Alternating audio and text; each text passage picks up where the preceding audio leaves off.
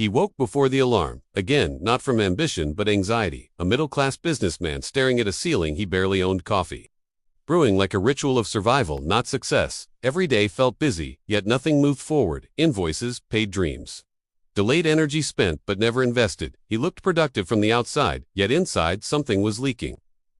Quietly draining momentum. His life followed the script. Millions live, steady jobs, steady bills, steady exhaustion, weekends, blurred into recovery, not growth nights, dissolved into screens, stimulation, numbing the silence of unmet potential, he told himself. This was normal adulthood, but a deeper voice whispered that normal was just a softer word for stuck. He remembered the version of himself who once believed harder, the younger man who imagined ownership, freedom, respect. That man still existed, buried under habits, excuses, and late-night escapes. The mirror reflected responsibility, without power, effort, without reward, a loop that never broke yet never fully collapsed either. Each morning he promised focus and discipline. Each night he surrendered to comfort, scrolling, consuming, releasing pressure without creating progress. The cycle felt harmless in isolation, but deadly in repetition. Years slipped through the cracks of small indulgences until time itself became the enemy.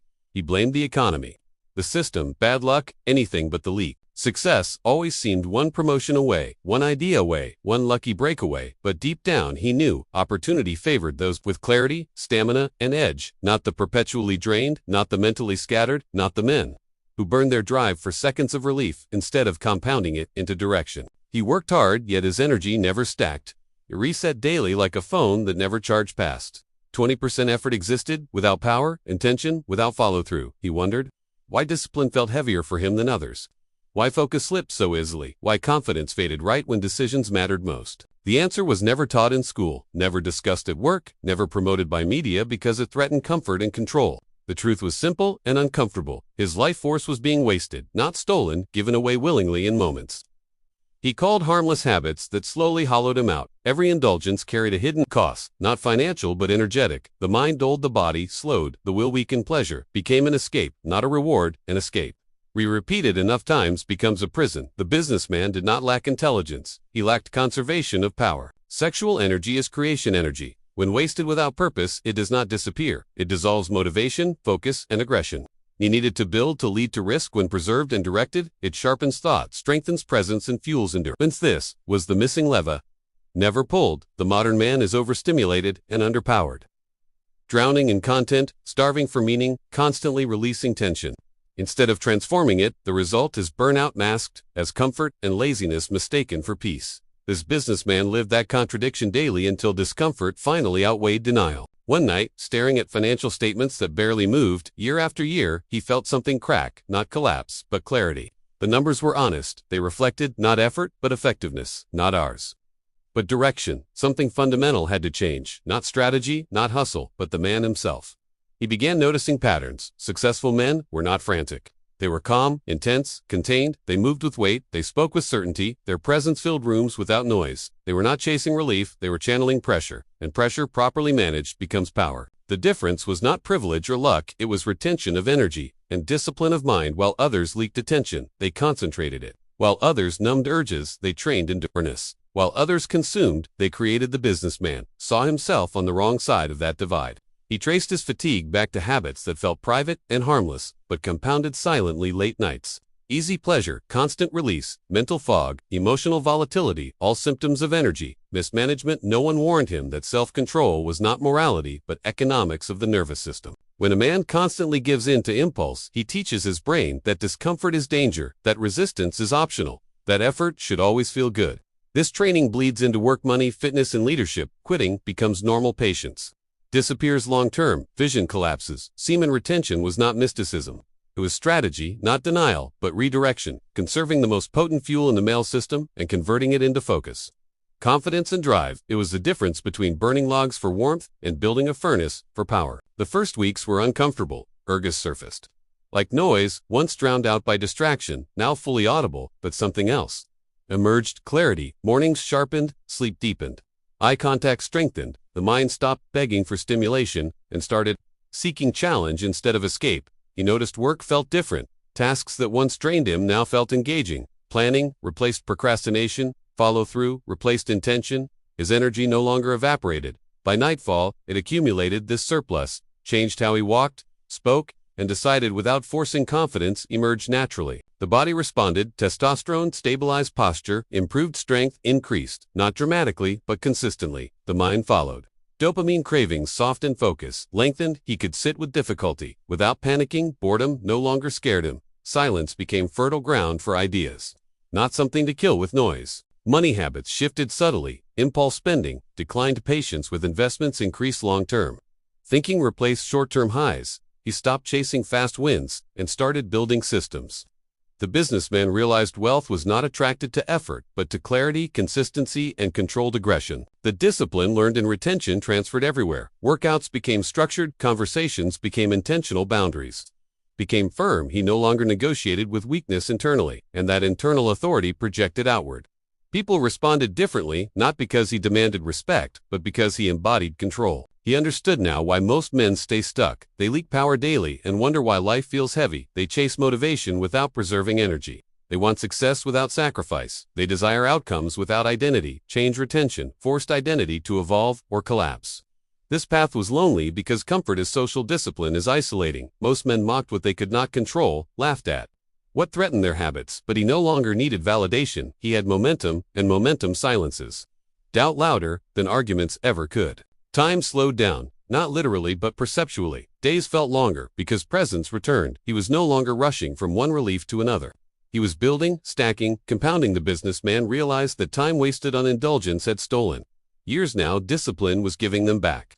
The longer he retained, the more obvious the contrast became. Others complained about burnout while he felt energized. Others needed constant breaks while he thrived under pressure. Others escaped stress while he converted it into output. This was not superiority, it was alignment. Sexual discipline did not remove desire. It refined it, sharpened it, placed it under command. Instead of chaos, desire became fuel, not distraction. When a man leads his urges, he can lead businesses, families, and himself. When urges lead him, everything else follows into disorder. He reflected on the cultural lie that indulgence equals freedom. True freedom required restraint. Without restraint, desire becomes a tyrant, and tyrants never build. They consumed. The businessman saw clearly now indulgence had cost him years. Discipline was buying his future back daily. Retention demanded accountability. There was no one to blame, no external enemy, only the mirror. Every victory strengthened self-trust. Every failure exposed weakness honestly. This honesty was painful but powerful because it removed illusion, and illusion is the enemy of growth. He no longer waited for motivation, he acted from identity. The man he was becoming did not negotiate with impulse. He executed, regardless of mood. This consistency created results, and results reinforced belief. The loop reversed, upward instead of spiraling downward. Financial progress followed, not instantly but inevitably. Income stabilized, then grew. Decisions improved, risk tolerance, balanced confidence, replaced desperation. Opportunities noticed him because he was present, prepared, and grounded. Money flows toward men who can hold pressure without leaking. The businessman understood semen retention alone was not success. It was the foundation. The multiplier, discipline, and action were required. Retention supplied the fuel, discipline directed it, action expressed it. Without one, the others failed. Together, they created inevitability. He stopped fantasizing about outcomes and obsessed over process. Daily routines tightened. Mornings became sacred nights. Intentional sleep prioritized clarity. Protected entertainment reduced. This was not deprivation, it was optimization. Life felt fuller, with less noise, not emptier. Others asked, what changed? He answered, nothing and everything. Nothing externally, everything internally. The shift was invisible but undeniable. When a man controls his energy, the world responds differently, not magically, but mechanically, like physics, not faith. He began mentoring younger men, not preaching, but demonstrating results. He warned them that talent without discipline is wasted potential, and discipline without energy is unsustainable. Retention was not about morality, but about maximizing masculine capacity in a world designed to drain it. The businessman realized society profits from distracted men, docile men, overstimulated men who consume endlessly and build nothing. Retention created resistance to manipulation. A focused man is difficult to sell. Nonsense too, difficult to control, difficult to distract. This was why the idea was ridiculed, mocked, dismissed. It threatened industries built on weakness. Retention was not mainstream. Because power never is, it belongs to those willing to endure discomfort today for authority tomorrow. He looked back at the man he used to be, not with shame, but understanding that version survived with the tools. He had better tools, awareness, discipline, and control. The future no longer felt uncertain, it felt earned. The lesson became clear. Success is not about doing more, it is about leaking less. Every habit either compounds or corrodes every decision. Either preserves or drains energy. Semen retention, forced alignment between desire, action, and purpose. As months passed, confidence matured into calm certainty, not arrogance, but grounded strength. He no longer chased validation, he attracted respect. Without trying, this inner stability became the foundation for financial expansion, leadership, and long-term legacy. He finally understood that wealth is stored energy. Money is a symbol of value preserved over time. If a man cannot preserve his own energy, how can he expect to preserve wealth? Discipline begins in the body before it manifests in the bank. The story of the struggling middle class businessman was not unique, but the exit was rare. Most never confront the leak.